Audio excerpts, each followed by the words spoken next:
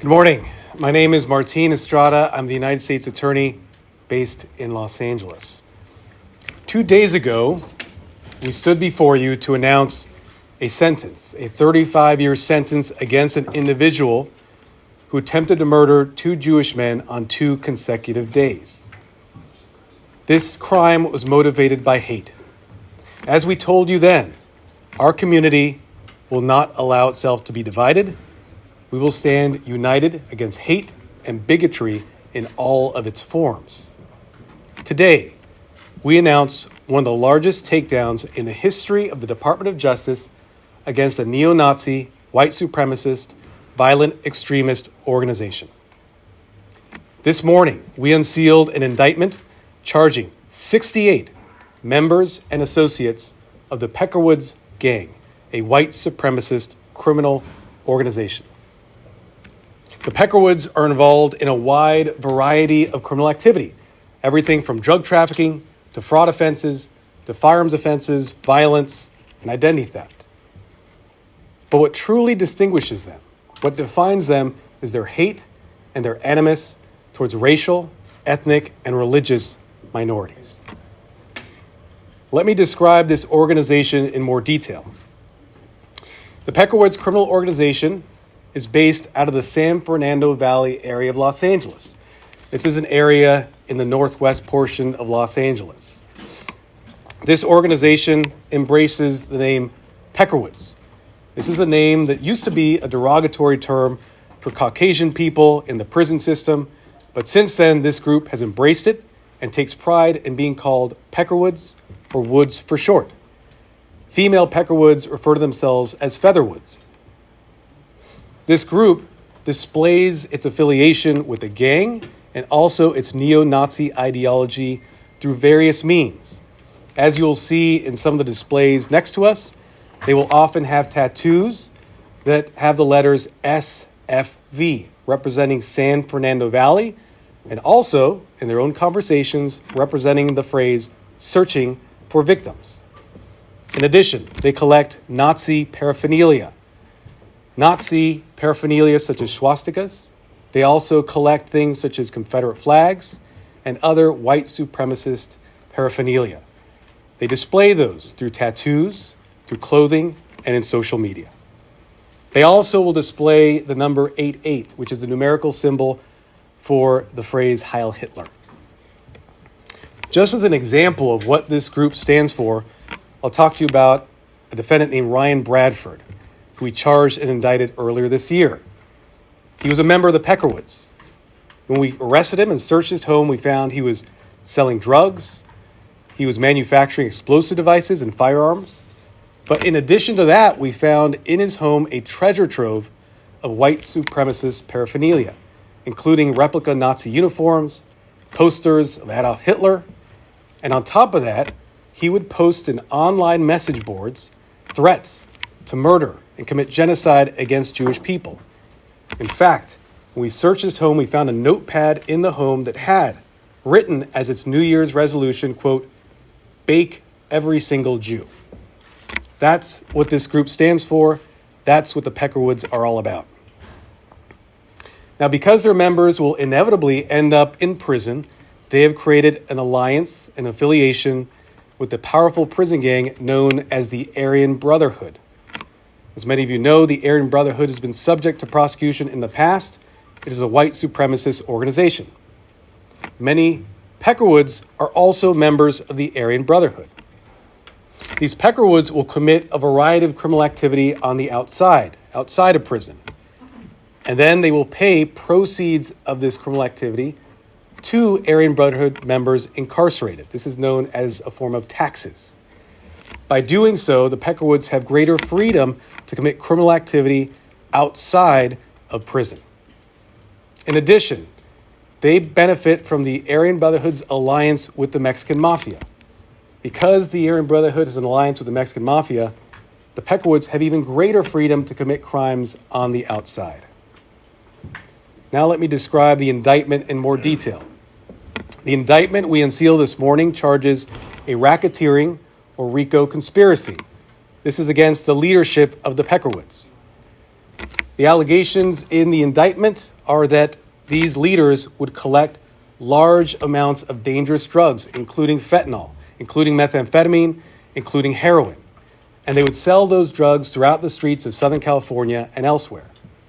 In addition, these leaders would commit a variety of financial fraud crimes, identity theft and bank fraud, and thereby fund the enterprise.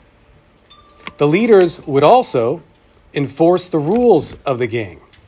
They would do that through threats and violence. These rules included paying taxes to the Aryan Brotherhood, and they also included not cooperating with law enforcement. In addition to the racketeering conspiracy I mentioned before, the indictment charges various individual counts, including 60 counts of drug trafficking. That's 60 separate instances in which Peckerwoods members or associates were caught with wholesale quantities of drugs like fentanyl and methamphetamine, dangerous drugs that are plaguing our streets.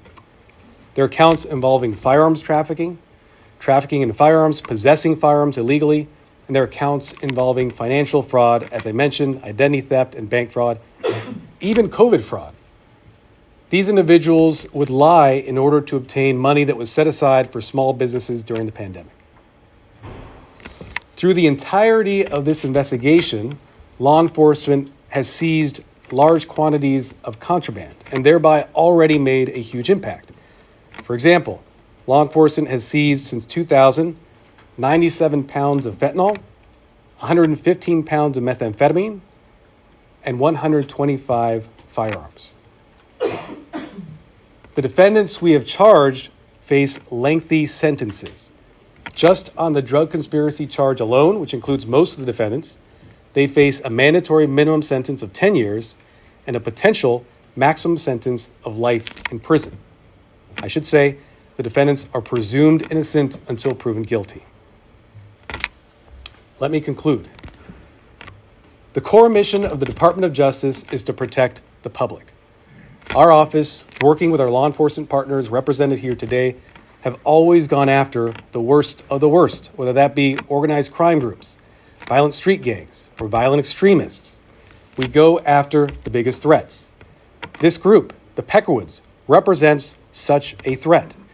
With the wide panoply of criminal activity they're involved in, with their alliance with a powerful prison gang, and with their neo-Nazi ideology that advocates for violence against racial, ethnic, and religious minorities, they pose a major menace to the public.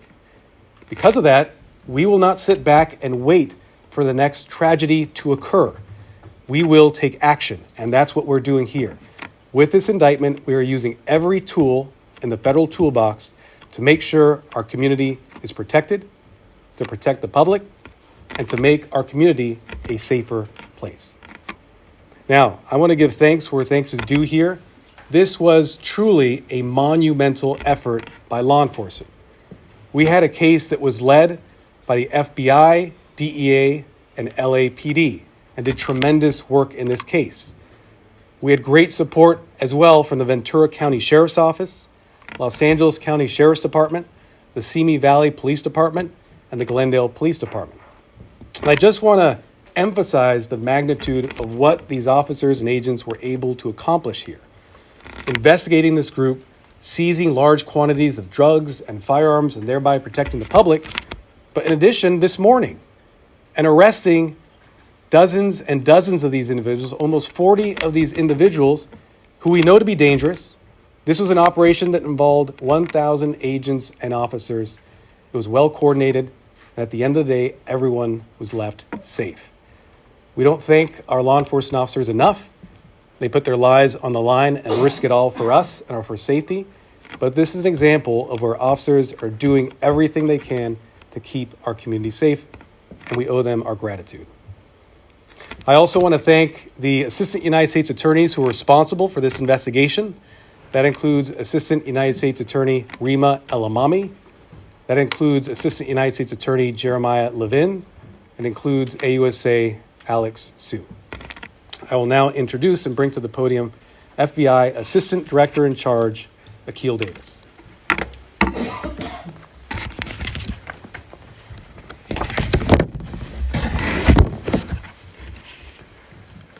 Good morning. My name is Akil Davis. I'm the Assistant Director in charge of FBI's Los Angeles Field Office. As mentioned earlier, today, hundreds of law enforcement agencies collaborated to undertake one of the largest investigative operations in LA County history. As of today, 68 individuals have been indicted. 42 of those individuals are already in custody. Law enforcement is continuing to seek the 26 subjects who are considered fugitives. Their photographs can be seen here on either side. These large-scale investigations require coordination at every level of government. As such, the FBI's Joint Terrorism Task Force, in collaboration with the partners you see here today, initiated this investigation to protect the citizens of Los Angeles. The FBI is part of the Los Angeles community. We live here. Our kids go to these schools. We suffer on the 405 like the rest of you. No one should go about their day wondering where they'll make it to their destination safe or being attacked for the color of their skin. The Aryan Brotherhood has a history of domestic terrorism to include racially motivated attacks. They've also engaged in a pattern of racketeering, drug trafficking, and illegal firearms sales. The San Fernando Valley Peckerwoods, essentially a local chapter of the Aryan Brotherhood, has for many years tormented these neighborhoods in the San Fernando Valley. And Peckerwood members have committed acts of violence against minorities across the state of California. It's not hyperbole to say the sheer scale of this operation is historic. I'll say that again. This is an historic event to federally indict this many members of a hate group known as the San Fernando Valley Peckerwoods. We expect that this investigation will significantly cripple the network. Since 2020, we have made significant seizures in this investigation, as United States Attorney Estrada has mentioned. I would like to highlight one in particular, though. 97 pounds of fentanyl. As we have all seen in our communities, fentanyl is destroying some of our loved ones. 97 pounds of fentanyl equates to about 450,000 grams of fentanyl. And as we know, 2 milligrams of fentanyl can be considered a lethal dose. We will continue to work together, bringing federal resources to these cases to combat the elements which fuels these gangs. We will cut off their funding stream. We will cut off their ability to continue to survive. I'd like to thank several of our partners today, specifically the Los Angeles Police Department and the LA County Sheriff's Department. Our brothers and sisters at the Drug Enforcement Administration, the Ventura County Sheriff's Office, and the Simi Valley Police Department. We've seen far too much violence in the Southland, and no one can solve it alone. As law enforcement, we want to take the lead on the solution, but it's going to take more than that. Each of you, the members of the community, you are our eyes and ears. You have all heard, if you see something, please say something. If you have any information regarding those 26 fugitives I mentioned earlier, please call your local FBI field office. Please go to tips.fbi.gov or 1-800-CALL-THE-FBI. Thank you. And now I'm going to turn it over to DEA Special Agent in Charge, Rob Saccone.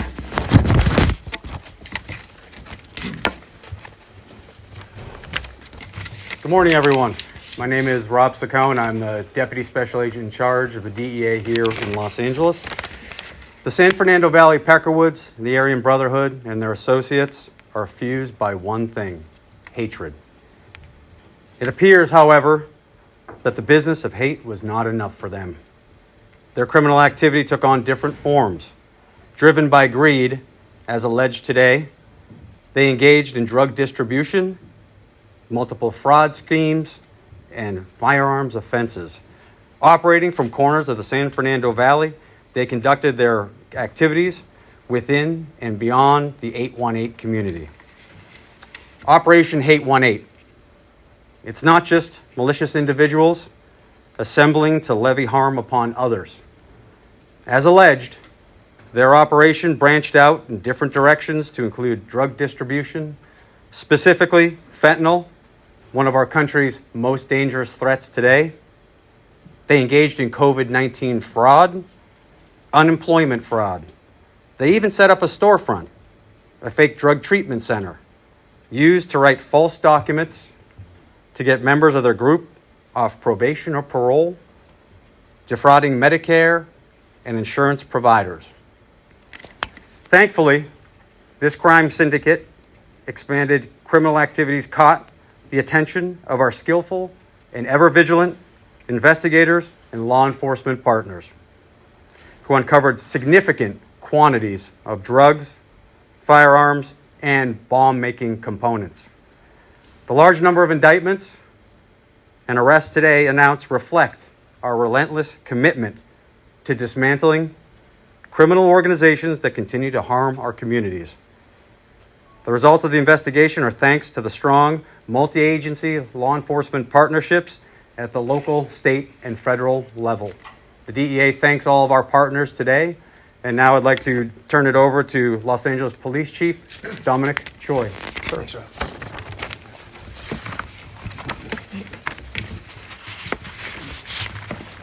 Okay, good morning, everyone.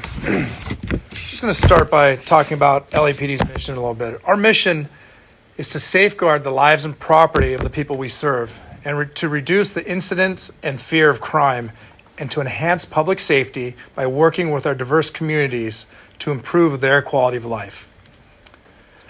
Gang-related organized crime strikes at the core of our society, threatening the safety and well-being of our neighbors.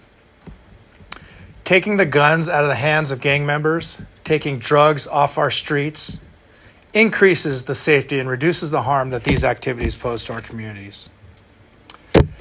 And today is a crucial step that we took forward in protecting our communities.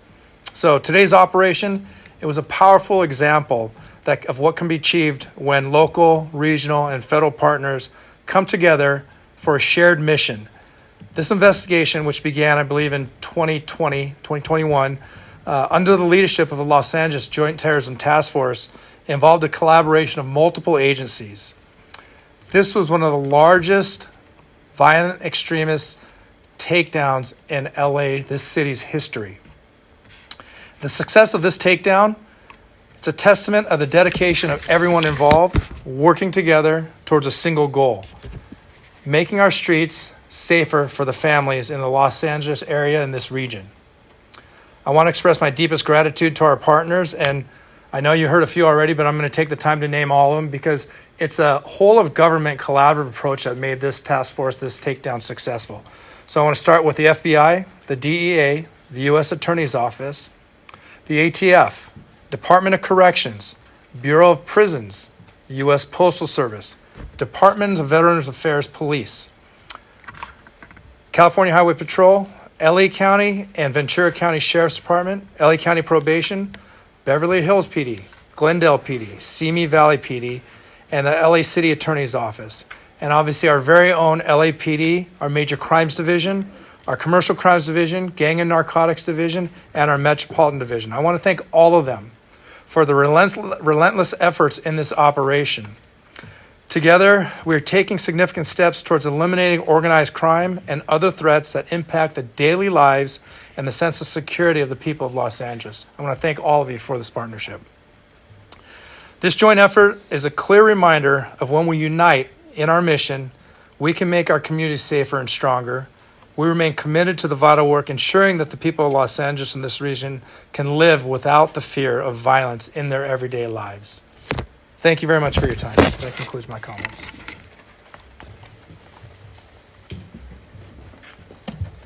I'll give brief comments in Spanish, and then we'll get to the Q&A. Where are our Spanish language reporters? Okay, thank you. Buenos días, mi nombre es Martin Estrada, soy el fiscal federal. Hoy anunciamos cargos criminales contra 68 miembros y asociados de un grupo criminal conocido como los Peckerwoods. Este es un grupo racista, este es un grupo neonazi, este es un grupo que promueve violencia contra minorías étnicas y religiosas. Este grupo está involucrando una gran cantidad de crímenes y delitos, incluyendo crímenes como el narcotráfico, incluyendo crímenes como los que involucran armas de fuego y también crímenes involucrando fraude. Por eso, este grupo es una gran amenaza contra nuestra comunidad. Para mi oficina, la Fiscalía Federal, es muy importante, lo más importante, proteger al público. Por eso es importante que nosotros hagamos todo contra las amenazas contra el pueblo. Con este caso, estamos tomando acción para neutralizar una amenaza contra nuestra comunidad. Gracias. I'll take Q&A. Any questions? Can you describe this group's ideology? And you also talked about some of the specific criminal things that you said they were doing, drugs, fraud, etc. What acts did they carry out that were in furtherance of that specific anti-Semitic ideology that someone in the community would say, oh, now we know, like now this makes sense of why something happened? So we know this group to have this ideology. We know this group to have attempted to carry out this ideology in the past. What we wanted to do through this investigation was neutralize this threat as quickly as possible. So as I said, we're not going to wait around for a tragedy to occur. We're going to take action right away. And in order to do that, we use every tool in our federal toolbox to address that. And that's what we've done today. Were they planning something? Next question. For the 26 defendants who still are not in custody, do you have fears that they're going to flee the state, try to flee the country? What are you doing for the last 26? So when we have fugitives like this, including from a violent organization like the Peckerwoods, it's important for us to capture those fugitives. You can be assured that we will be using all our resources to make sure those people make their way into federal custody. I'd like to follow up on the first question. What type of argument are you making that these folks may have been in the thought process or having some sort of documented plan to commit what would amount to a hate crime? So just to be clear, I'm not arguing with anyone. I think the evidence speaks for itself. You can see the evidence that's posted right here. You can see the neo-Nazi symbols. You can see the Hitler reverence in the items we seized. And as I mentioned, we arrested one of these individuals earlier this year, and he was making threats to attack the Jewish people online, and had written in a planner his notes for the rest of the year, which was to bake every single Jew. We don't take those threats lightly. We can't take those threats lightly. It's important that we take action to neutralize those threats before they become the next tragedy. Is that when your investigation began with Ryan Brasler? That was part of the investigation, but actually began earlier than that. We mentioned this was an investigation by the Joint Terrorism Task Force. One of the big threats that we encounter, and one of the ones that has been a focal point for the Department of Justice and our local law enforcement, has been domestic extremism. This group is really the model of domestic extremism and one we wanted to address through this case. Were they planning anything? What did you prevent by taking all these people in? Were they planning more attacks? This group has as its mission to plan attacks against racial, ethnic, religious minorities. They fund that through various criminal means, including financial fraud, including drug trafficking, and amassing wealth in order to further the enterprise. So we know for the history of this group that they had been responsible for violent acts against racial, ethnic, religious minorities. But as I said, we are not going to wait for the next tragedy to take action. We're going to be proactive, and that's what you're seeing in this case. En español, por favor, ¿nos puede responder de qué crímenes se les acusan y cómo fue que llegaron a ellos, por favor? Sí, los crímenes, los cargos que tenemos en este caso involucran tráfico de drogas, involucran fraude, involucran armas de fuego y posesar armas de fuego ilegalmente. Entonces es una variedad de crímenes y delitos federales que tenemos en este caso. ¿Cómo llegaron a ellos? ¿Cómo dieron con ellos? Esta investigación ha durado muchos años, desde el 2000, y para nosotros era muy importante encontrar y deshabilitar esta amenaza contra el pueblo. Any other questions? Are there any specifics about where in the San Fernando Valley or just the I saw a hand raised over there. It goes up my Okay. apologies. That's okay, it goes off of that as well. So Okay. those locations and how many were searched this morning? So let me give the particulars over to Akil Davis for the number of searches. We served 29 federal arrest warrants and conducted multiple searches. So I don't have the total number of searches. Some are still ongoing right now, but they are in and around the San Fernando Valley. But they stretch all the way as far as Santa Clarita and up the coast a little bit. And how many arrests came out of those actions this morning specifically? We have 42 subjects are in custody out of the 68 that we indicted today. One question. How valuable was information from the community in terms of this investigation and moving this forward? We ingest all points of information, whether that come from previously arrested subjects or the community at large. And that's what I'm asking, is that the community help us locate these other 26 subjects. Ma'am. For the 42 who are in custody, are there concerns that with them being in custody, with this partnership they have with the Aryan Brotherhood, about what will happen now that they're in the system? Are these 42 people all being held separately? What's their housing situation? That's up to the U.S. Marshals, and once they're remanded into custody, we'll work through that. But again, as I said in my opening remarks, this is a whole of government approach. We have been in constant contact with the United States Marshals Service to address that very issue. Any other questions? Thank you very much.